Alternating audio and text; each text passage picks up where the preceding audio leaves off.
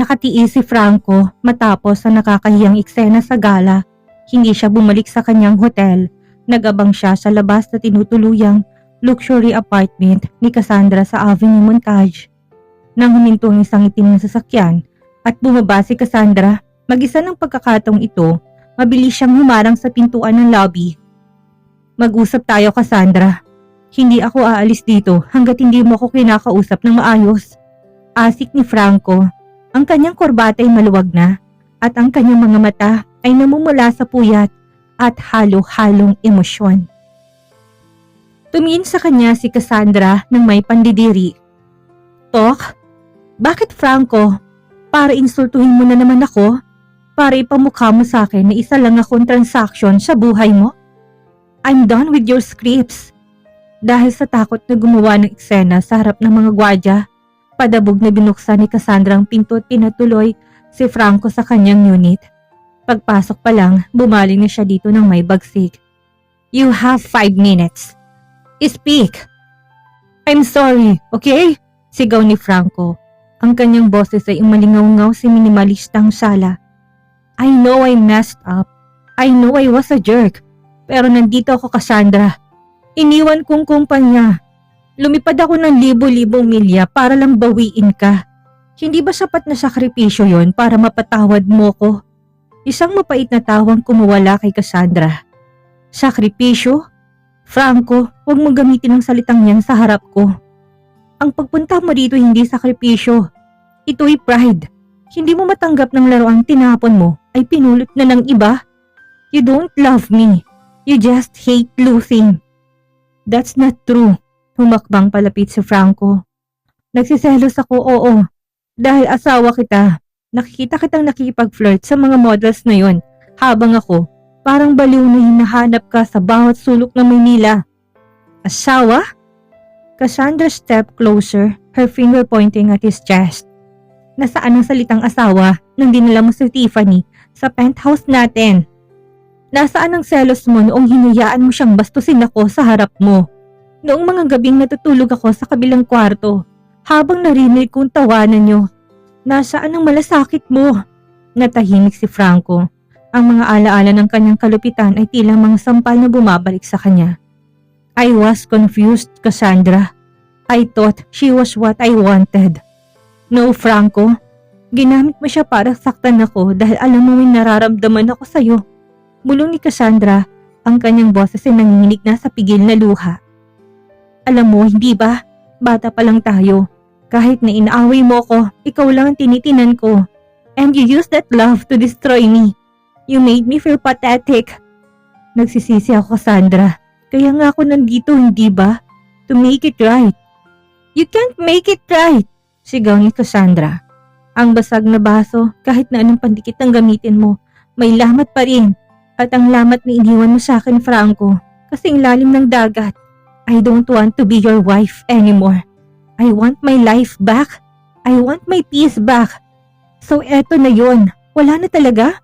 Tanong ni Franco, ang kanyang tinig ay basag na. Wala na, Franco. Bumalik ka na sa Pilipinas. Bumalik ka na kay Tiffany o kung sino mang babaeng gusto mong dalhin sa kama mo. Just leave me alone. Here in Paris. Dito, hindi ako yung kawawang asawa ni Franco de Vega. Dito, ako si Cassandra. At mas gusto kong babaeng to kaysa sa babaeng binuo mo sa pamamagitan ng sakit. Hindi nakakilos si Franco. Nakita niya sa mga mata ni Cassandra na wala ng kislap ng paghangang nakita niya noong kasal nila. Tanging galit at kapaguran na lamang ang nandon. Nang hindi sumagot si Franco, tinuro ni Cassandra ang pinto. Your 5 minutes are up. Get out. Lumabas si Franco ng apartment na tila isang talon ng sundalo. Ang ulan sa Paris ay nagsimulang pumatak, nakikiramay sa kanyang nagdurugong puso. Napagtanto niya na sa labanang ito, hindi ang kumpanya o si Tiffany naging kalaban niya, kundi ang sarili niyang kahapon. Hindi bumalik si Franco sa Pilipinas. Sa kabila ng matinding pagtataboy sa kanya ni Cassandra, doon niya napagtanto na kung susuko siya ngayon, tuluyan niya ng mawawalang babaeng nag-iisang nagmamahal sa kanya ng tunay. Nilipat niya ang kanyang opisina sa Paris branch ng De Vega Group at kumuha ng suite sa hotel na tapat lamang ng apartment ni Cassandra. Kung kailangan magsimula tayo sa hello, gagawin ko. Bulong ni Franco sa kanyang sarili. Ngunit sa pagkakataong ito, hindi na ang Ice King na businessman ang nanliligaw, kundi ang batang Franco na nakalimutang magmahal. Imbis na alahas o mamahaling designer bags ang ipadala, bagay na kayang-kayang bilhin ni Cassandra. Nag-focus si Franco sa mga bagay na magpapaalala sa kanilang kabataan bago sila naging mortal na magkaaway. Isang umaga, nakatanggap si Cassandra ng isang maliit na box. Pagbukas niya, hindi ito rosas, kundi isang set ng rare vintage crayons at isang sketchbook. May kalakip itong maikling sulat. Sabi mo noon, ito ang dahilan kung bakit tayo nagsimulang mag-away. I'm sorry for pushing you into the mud when we were 7. I wish I could go back and hold your hand instead. Naramdaman ni Cassandra ang bahagyang pagkirot ng kanyang puso. Hindi niya ito tinapon, ngunit hindi rin siya sumagot. Kinabukasan habang nasa kalagitnaan si Cassandra ng isang pagod na photoshoot sa tabi ng Eiffel Tower, dumating isang delivery. Isang custom-made food truck ang huminto sa set. Ang dala nito, mainit na sinigang na hipon at adobo. Ang mga pagkaing laging hinahanap ni Cassandra kapag pagod siya. Luto sa eksaktong timpla na gusto niya. Maraming sili at maasim. Lahat ng mga models at staff ay namangha. Sa bawat paper bag may nakasulat na, "Eat well, Cass. You're working too hard, Franco." Nakita ni Cassandra si Franco mula sa malayo, nakasandal sa kanyang sasakyan, nakasuot lang ng casual na sweater. Pinapanood siya. Hindi to lumalapit, hindi to nanggugulo, sapat na ang sulyap. Nang magtagpong kanilang mga mata, tumangulang si Franco at pumasok sa loob ng kanyang kotse. Lumipas ang mga linggo, ang bawat kilos ni Franco ay puno ng pag-iingat. Kapag maulan sa Paris, may nagiiwan ng payong sa pintuan ng apartment ni Cassandra na may kulay na paborito niya. Kapag may sakit siya, na nalaman ni Franco sa kanyang assistant, hindi ito nanggulo sa pinto kundi nagpadala ng mga gamot at isang voice recording ng paborito niyang kanta noong high school na tinutugtog sa piano. Isang gabi matapos ang isang mahabang runway show, nakita ni Cassandra si Franco na naghihintay sa labas ng venue. Hindi ito nakasuot ng suit. Mukha itong pagod, ngunit payapa. Hindi kita pipiliting sumama sa akin sa dinner. Panimula ni Franco nang makalapit siya. Gusto ko lang ibigay ito. Inabot niyang isang lumang litrato. Litrato nila noong bata pa sila, nakasuot ng costume para sa isang school play. Nahanap ko to sa gamit ni mommy. Sabi niya, nung kinuha niya raw yan, ayaw mo raw bitawan ng kamay ko. Kahit tapos ng picture taking. Tinignan ni Cassandra ang litrato.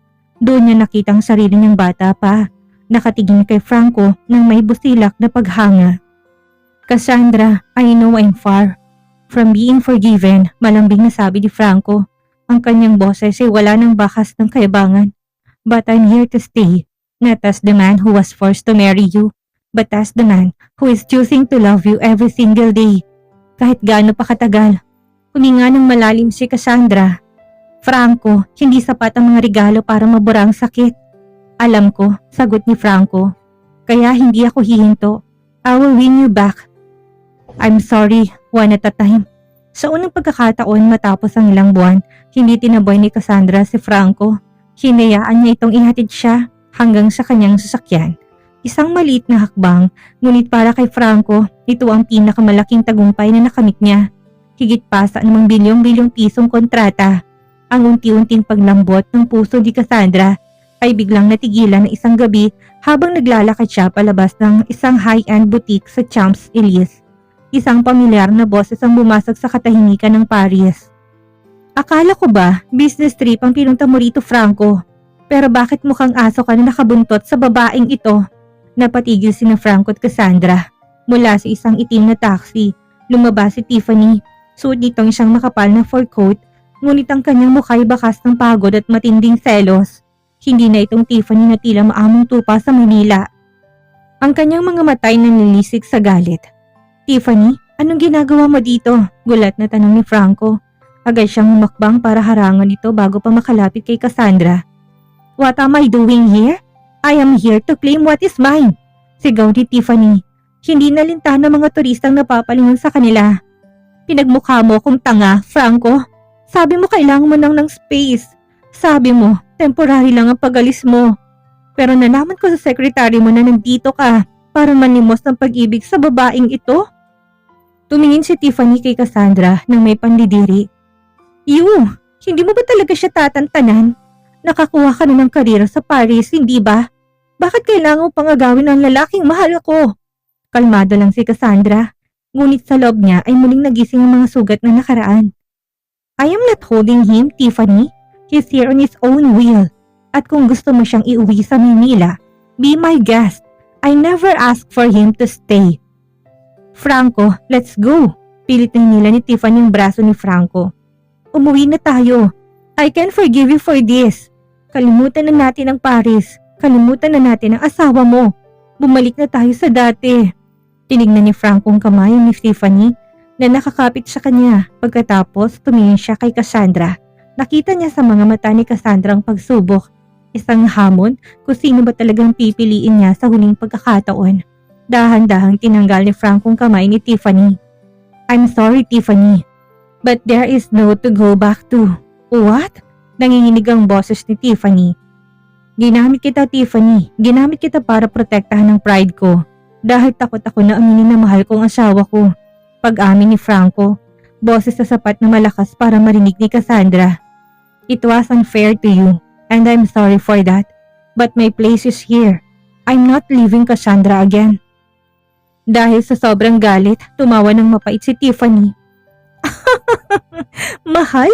Franco, ganyan ka ba kabilis maloko? Do you think she's here just for her career? I saw her, Franco. Sa Maynila pa lang nakikipagkita na siya sa mga ex-boyfriends niya habang wala ka. That's a lie, malamig na sabi ni Cassandra. Is it? I have photos. Sigaw ni Tiffany habang kinukuha ang kanyang cellphone. Ngunit bago pa niya ito maipakita, inagaw to ni Franco.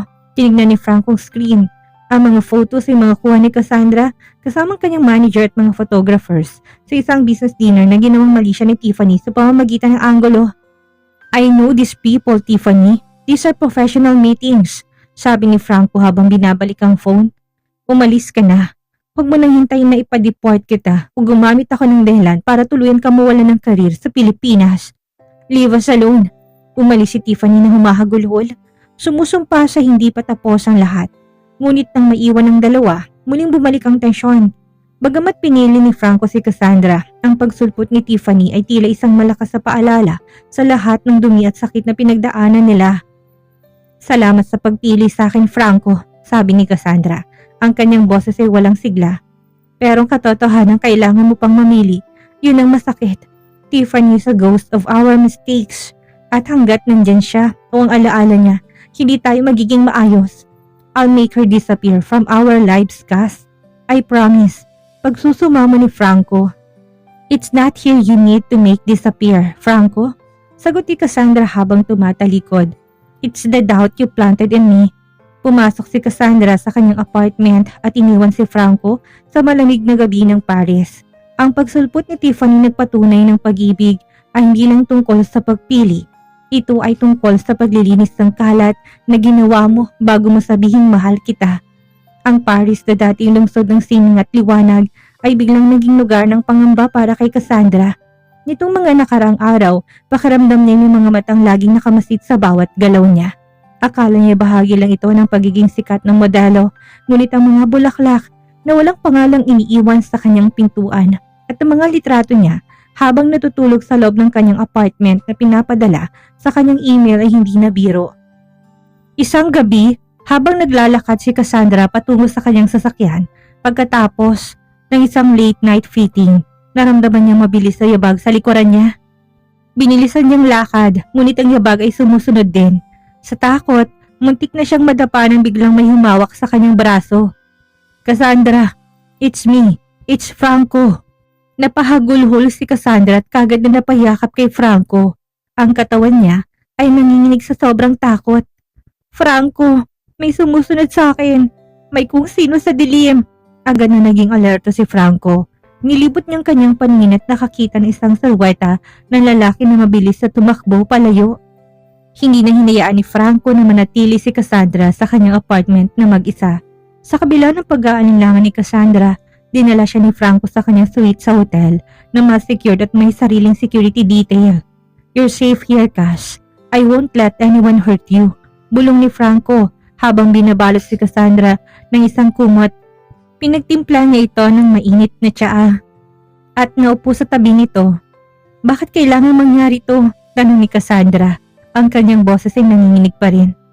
"I just want my life back, Franco. Bakit pati ang katahimikan ko ninanakaw?